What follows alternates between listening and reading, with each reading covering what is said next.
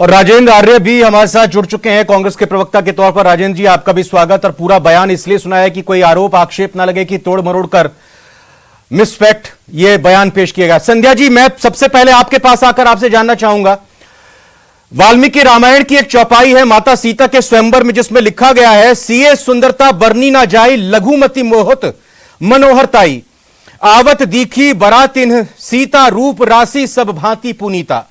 अर्थात सीता जी की सुंदरता का वर्णन नहीं हो सकता क्योंकि बुद्धि बहुत छोटी है और मनोहरता बहुत बड़ी है। रूप की राशि और सब प्रकार से पवित्र सीता जी को बारातियों ने आते हुए देखा। यह जो सुंदरता का वर्णन आज राजेंद्र गुढ़ा जी ने किया है,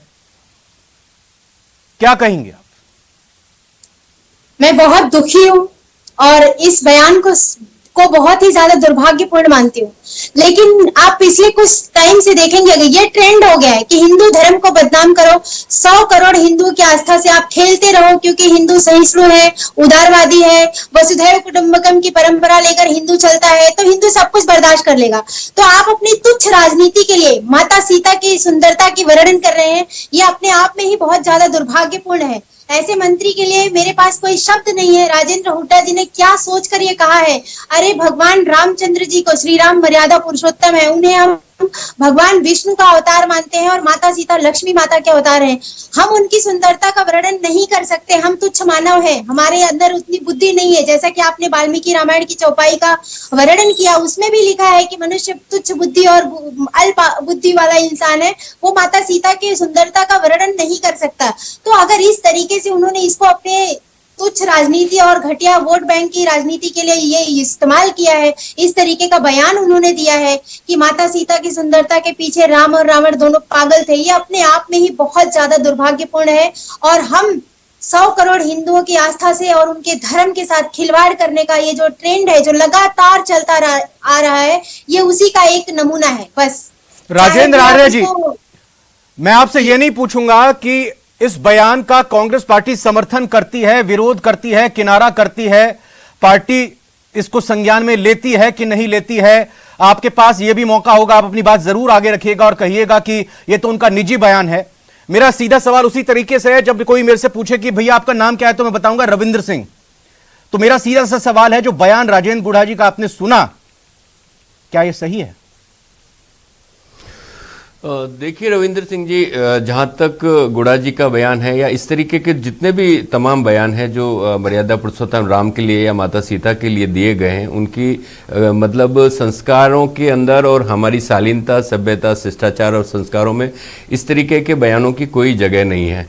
तो निश्चित रूप से, और बार बार इन चीज़ों को कहना या इस तरीके से, अभी मैं संध्या जी को सुन रहा था तो वो कह रही थी कि भाई हिंदुओं को इस तरीके से मतलब बार बार टारगेट किया जाता है, तो ऐसा नहीं है संध्या जी। देखिए, बयानबाजी करना, पूर्व में भी तमाम तरीके के बयान मतलब भगवान राम के बारे में भी दिए गए कि अगर भाजपा नहीं होती तो भगवान राम पता नहीं कहाँ पड़े होते। इस तरीके के बयान इनके बड़े और सीनियर नेताओं ने दिए हैं। उसके अलावा भी इनके जो वर्तमान प्रदेश अध्यक्ष जी हैं, उन्होंने भगवान राम की तुलना मतलब पीएम मोदी जी से करी थी और जो महामहिम राष्ट्रपति जी हैं उनकी तुलना सबरी जी से की थी। तो देखिए, ये मैं आपको इसका मतलब है बार बार कहना चाहता हूं कि हम तो हमारे पास भी पूरा हक है, अधिकार है, मौका है। मैं ऐसा नहीं कह रहा हूं, मैं कह रहा हूं कि ये जो राजनीति के अंदर जो हमारी जो ये भाषा है या ये जो हमारा डिस्कोर्स है या जो पॉलिटिकल संवाद की जो शैली है, वो विगत 2014 के बाद से जिस तरीके से घटी है, उसका विघटन हुआ है, जिस तरीके से उसमें गिरावट आई है, वो वास्तव में इस देश के लिए वास्तव में चिंता की बात है। ये तरीके से बार बार महिलाओं को टारगेट किया जाता है। राहुल गांधी ने क्या कहा था उसको लेकर तो देखो अदालत में क्या हुआ। अब आपने ये बात तो मान ली कि ये बयान सही नहीं है। सुनिए, तो अब ये बताइए कि क्या पार्टी कोई अनुशासनात्मक कार्रवाई करेगी उनके खिलाफ, पूछेगी कि भैया क्यों दिया आपने ये बयान? सुनिए, आप इस मामले पे अनुशासनात्मक कार्रवाई की अपेक्षा करते तो हो सकता है आपको उन पुराने तमाम मामलों में जो भाजपा के वरिष्ठ नेताओं के या प्रधानमंत्री भाजपा के नेताओं पर बैठे लोगों के द्वारा किए गए, भाजपा करेगी कि कांग्रेस करेगी? कांग्रेस के नेताओं पर भाजपा करेगी कार्रवाई करने के लिए? मैं बार बार यही कह रहा हूं कि राजनीति की जो हमारी संवाद शैली है, उसके विघटन के कारणों का आपको अध्ययन करना पड़ेगा, उस पर हम सबको चिंतन करना पड़ेगा। क्योंकि जिस तरीके से राजनीति के अंदर महिलाओं को बार बार लक्ष्य बना के जिस तरीके से उनके बारे में ओछी बयानबाजियां की जाती है, 50 करोड़ की गर्लफ्रेंड, कांग्रेस की विधवा, जर्सी गाय, सुरपणखा, तो आपका कहने का मतलब यह है कि ऐसे बयान जब राजनीति में दिए जा रहे हैं तो फिर ये प्रेरणा के स्रोत बनते हैं और इसी से उत्प्रेरित होकर इस तरह के बयान सामने आ रहे हैं। शीर्ष नेतृत्व की तरफ से इस तरीके के बयान आते हैं, जो कि आपने देखा होगा कि प्रधानमंत्री जी के मैं उन बयानों को कोट कर रहा था। तो आप सोचिए ना, हमें इस तरीके के बयानबाजी से बचना चाहिए और एक राजनीति को स्वच्छ राजनीति कैसे बनाए। हमारी वाणी राजेंद्र आर्य जी, आप कांग्रेस पार्टी के लिहाज से प्रवक्ता के तौर पर बैठे हैं, तो मुझे ये बताइए, ठीक है आपके बीजेपी के शीर्ष नेताओं ने क्या कुछ कहा, आपने रखी अपनी बात, लेकिन मुझे यह बताएं कि अगर कांग्रेस की तरफ से ये बयान सामने आते हैं, सरकार के मंत्री इस तरह का बयान देते हैं और आप इस पर खेद भी व्यक्त कर रहे हो, आपत्ति भी जता रहे हो, तो फिर भाई कोई कार्रवाई की जाएगी कि नहीं की जाएगी? अब उन्होंने कोई कार्रवाई नहीं की, उन्होंने ऐसे बयान दिए हैं। रविंद्र सिंह जी, मैं व्यक्तिगत रूप से आपको यह बात बहुत भरोसे के साथ कहना चाहता हूं कि हमें अपनी वाणी को संयमित और अनुशासित रखना चाहिए। हमारे शब्दों से किसी का भी ना तो मानहानि होनी चाहिए और ना ही उनके चरित्र पर कोई हनन होना चाहिए। तो मैं बार बार एक ही बात कहता हूं और इसके लिए देखिए, ये राजनीति जो हमारा अभी जो बना है उस वाले पूरे के पूरे मंच पे या जिस तरीके की बातें हो रही है उनके ऊपर सभी को बैठकर सोचने की जरूरत है और एक नजीर कायम करने की जरूरत है।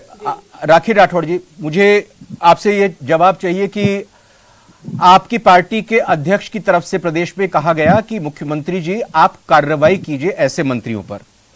अगर माफी मांगते हैं राजेंद्र गुड़ा जी, ये तो माफ करने वाले तो खैर जनता है, आप चूंकि राजनीतिक दल हैं, विपक्ष में हैं, तो जाहिर तौर पर आप इस मुद्दे को आगे लेकर जाते हुए लोगों की भावनाओं का हवाला देते हुए आप कार्रवाई की बात कर रही हैं। लेकिन आज जो एक ट्वीट आया, गजेंद्र सिंह शेखावत जी ने ट्वीट लिखा कि हिंदुओं की हंसी उड़ाने और अपने वोट बैंक की चमचाई करने के लिए कितना नीचे गिरेंगे ये कांग्रेसी। भारत की आस्था, प्रभु श्रीराम को पागल बताते हुए राजस्थान सरकार के मंत्री राजेंद्र गुढ़ा को स्वयं के अस्तित्व पर शर्म नहीं आई। ये जानबूझकर दिया गया बयान है। ऐसे ही बयानों की वजह से आज कांग्रेस की स्थिति शूर्पणखा जैसी हो गई है। संसद में भी शूर्पणखा कहा गया था एक सांसद को, एक महिला सांसद को। तो अगर इस तरह का कहीं बयान आता है तो फिर इसका जवाब क्या इस तरह से दिया जाएगा?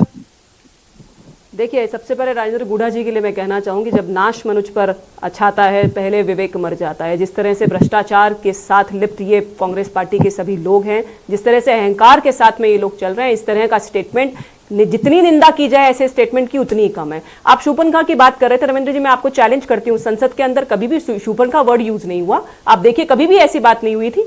जिस तरह से पोर्ट्रे किया जा रहा है, और मैं तो देखो दो चीजों को अलग रखना चाहूंगी। एक बात यह कि किसी व्यक्ति का राजनीतिक द्वेषता के साथ में कोई बात की जाए, क्योंकि इन्होंने जितने मोदी जी की बातें की उतनी मेरे पास भी स्टेटमेंट्स है जो इन लोगों ने कहा, उसके लिए इनको सुप्रीम कोर्ट में माफी भी मांगनी पड़ी, उसके लिए इनको जो संसद की सदस्यता वो भी चली गई, वो एक अलग इशू है। लेकिन क्यों ऐसा होता है कि आप इस तरह के उदाहरण पेश करते हैं और एक्शन नहीं होता? मैं तो ये पूछना चाहती हूं कि सरकार के लोग कहां हैं? जब ऐसा स्टेटमेंट आया तो उसका खंडन कहां है?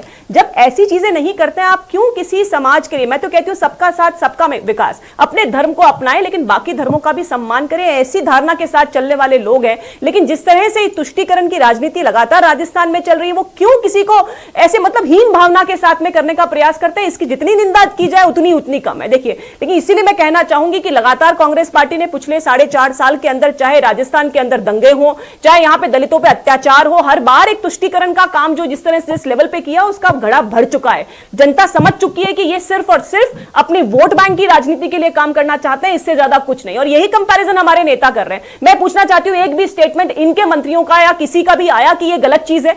ये तो वो पार्टी है जिन्होंने श्री राम भगवान के अस्तित्व को ही राजेंद्र आर्य जी कह रहे हैं कि नहीं, ऐसा नहीं होना चाहिए, हमारे पास। राजेंद्र आर्य जी बोल रहे हैं। हाँ, तो ये पब्लिक प्लेटफॉर्म में कीजिए ना, एक्शन लीजिए। यही वो मंत्री है, जब बात करते हैं महिलाओं की, इन्होंने कहा नहीं, महिलाओं, कैबिनेट मिनिस्टर ने कि हाँ राजस्थान तो मर्दों का प्रदेश है, इसीलिए महिला रेप में सबसे ज्यादा राजस्थान है। तो इस तरह के जब स्टेटमेंट आते हैं तो कैसे महिलाओं के प्रति आपका जो सम्मान है वो दिखता है? आप एक्शन नहीं लेते हैं। यहाँ के मंत्री, यहाँ के विधायक, उनके बच्चे जो हैं वो लगातार रेप के केसेस में फंस रहे हैं। जब इस तरह की स्थिति राजस्थान में होगी तो सिर्फ ऐसे कहने से काम नहीं चलेगा, औपचारिक रूप से कोई ना कोई एक्शन होना चाहिए। लगातार हम देखते हैं कि किस तरह से हर जी। जगह ये मंत्री जो है वो खड़े होकर पब्लिक प्लेटफॉर्म पे इस तरह की बातें करते हैं। अशोक जैसा सिंह प्रॉब्लम क्या है रविंद्र जी, इनके आपस की जो खींचतान है, कितने घटिया शब्दों का प्रयोग ये आपस में करते हैं, वही घटिया शब्द ये जनता के बीच में पब्लिक प्लेटफॉर्म ठीक है, पे बोलने मैं लगे। आता हूं अशोक और जी के ये बाद चीज़ जल्दी से तो बहुत राजेंद्र जी आप कुछ कहना deterioration चाह है रहे हैं, इसका। बोलिए।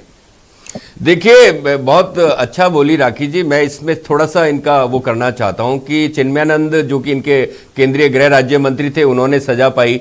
उसके बाद में कुलदीप सिंह सेंगर और अभी आपके जो बृजभूषण सिंह जी के ऊपर तो चार्जशीट सबमिट भी हो गई है। तो कृपा करके आप ऐसा मत कीजिए। महिलाओं की जो कितना सम्मान आप करते हैं और कितना, देखिए पूरा उत्तर प्रदेश महिला उत्पीड़न में उत्तर प्रदेश नंबर 1, दलित उत्पीड़न में मतलब उत्तर प्रदेश नंबर 1, आदिवासी उत्पीड़न में नंबर 1। आप सोचिए, आप अपने आप उस सांसद के ऊपर राजेंद्र आर्य जी, मोदी जी क्यों कर रहे हैं उस सांसद राजेंद्र आर्य जी, एक मिनट राजेंद्र आर्य जी, लेकिन ये मुझे बताया बताया ना कि माता सीता की सुंदरता का ऐसा वर्णन किसने किया? मैं किसी एक दल की बात मेरी नहीं कर रहा बात हूं। सुनिए, और भगवान राम को पागल किसने कहा? और एक चीज और बता दीजिए, भगवान राम की किसी मनुष्य से तुलना की जा सकती है क्या? क्या महामहिम राष्ट्रपति को सबरी माता कहा जा सकता है क्या? आप सोचिए ना। आप अच्छा, ये एक मिनट, राजेंद्र गुड़ा जी ने सीता से, माता सीता से खुद की तुलना करी, वो सही है। इनके नेता एक चीज और, राजेंद्र आर्य जी, उन्होंने खुद की तुलना माता सीता से कर ली और ये कह दिया, इन्होंने माफी मांगी क्या? राजेंद्र आर्य जी, तो राजेंद्र आर्य जी एक मिनट ये भी बता दीजिए ना, उन्हें खुद की तुलना तो माता सीता से कर ली, लेकिन ये नहीं बताया कि मेरे पीछे जैसे राम, भगवान राम और रावण जैसे अद्भुत व्यक्तित्व माता सीता के पीछे पागल थे, वैसे ही गहलोत साहब और पायलट जी मेरे पीछे हैं। तो इसमें ये नहीं बताया उन्होंने, अपनी तो तुलना माता सीता से कर ली, लेकिन राम कौन है रावण कौन है इसमें? राम कौन है रावण कौन है इसमें? राम कौन है रावण कौन इन दोनों नेताओं में? कि कल अनीता बघेल जी ने हमारे माननीय मुख्यमंत्री जी के बारे में कितनी अशोभनीय भाषा का प्रयोग किया था, उसका वीडियो भी शायद आपके पास होना चाहिए, नहीं है तो मैं भेज दूंगा। आप देखिए, राजनीति के अंदर जिस तरीके की भाषा शैली गिरी है, उस शैली के ऊपर आपको बात करनी पड़ेगी। अशोक सिंह राजावत जी, क्या अपनी राजनीतिक प्रतिद्वंदिता में आगे निकलने की होड़ में किस तरह से राम का उद्धार भाजपा ने किया क्या? राम का उद्धार भाजपा ने किया क्या?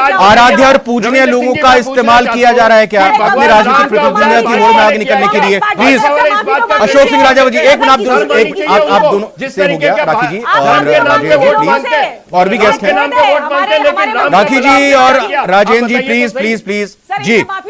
अशोक जी आपसे जवाब लूंगा, क्या ये राजनीतिक प्रतिद्वंदिता का ही परिणाम है कि इस तरह के बयान दिए जा रहे हैं? मंगवा दीजिए, आप अपने पूर्व अभी वर्तमान अध्यक्ष से माफी मंगवा दीजिए। बोलिए बोलिए बोलिए राजे, कोई ना कोई बात बताइए। एक मिनट, अशोक सिंह राजावत जी बोलिए, अशोक सिंह राजावत जी बोलिए। क्यों नहीं बात करना चाहते?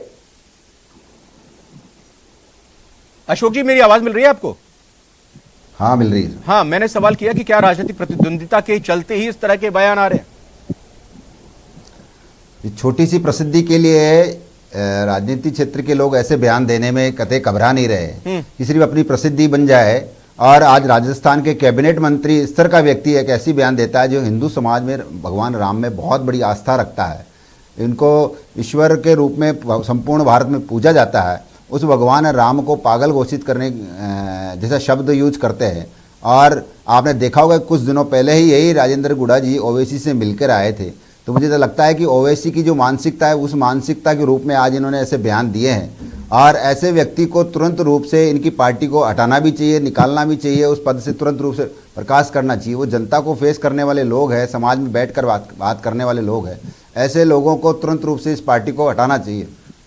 राजेंद्र गुड़ा, ये बिल्कुल मैं आशुतोष रावत जी आपसे जवाब लेना चाहूंगा। राजेंद्र गुड़ा जी को अगर देखें, बीएसपी से वो जीत कर आए, उसके बाद फिर यहां कांग्रेस को समर्थन दे दिया।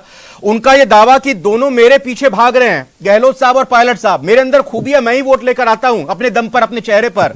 ये इतना कॉन्फिडेंस कहां से आता है? क्या कुछ प्रशंसक, कुछ आपके वहां समर्थक वहां मौजूद हैं, उनको खुश करने के लिए आप इस तरह के बयान दे देते हैं? आपको पता नहीं कि वहां पे मोबाइल से वो चीज रिकॉर्ड हो रही है, नहीं हो रही है, या इसके पीछे कुछ और आप गहरी बात सोचते समझते हैं? आशुतोष रावत जी। देखिए रविंद्र जी, चाहे राजस्थान की राजनीति हो या देश की राजनीति हो, कुछ राजनेता, चाहे वो मंत्री हों, विधायक हों, सांसद हों, कुछ लोग इस देश में ऐसे हैं जो अपने बयानों के कारण चर्चाओं में रहना चाहते हैं। उनको लगता है कि उनका जो सपोर्टर है, जो उनका वोटर है, वो उनकी इन्हीं बातों से खुश होता है। अब राजेंद्र गुढ़ा जी के अगर आप पिछले स्टेटमेंटों को देखें तो उन्होंने अशोक गहलोत जी के बारे में क्या क्या बयान नहीं बोले, उन्होंने कांग्रेस के बारे में क्या क्या बयान नहीं दिए, उन्होंने कांग्रेस में दरी उठाने को लेकर के जिक्र किया, किसने माँ का दूध पिया, यहां तक शब्दों का यूज किया। तो मुझे लगता है कि राजेंद्र गुढ़ा साहब की शायद राजनीति, उनको लगता है कि वो बहुजन समाज पार्टी से टिकट लेकर के आते हैं और जीत जाते हैं और उसके बाद में वो फिर कांग्रेस में मंत्री बन जाते हैं। ये भी एक पब्लिक में उन्होंने बयान दिया कि देखिए ये मेरी प्रतिभा है कि मैं किसी भी पार्टी से टिकट लेता हूं और जीत जाता हूं और मंत्री बन जाता हूं। तो मुझे लगता है कि शायद राजेंद्र गुढ़ा जी इसी तरह के बयानों को देने की उनको आदत पड़ गई है कि वो अपने समर्थकों को खुश रखने के लिए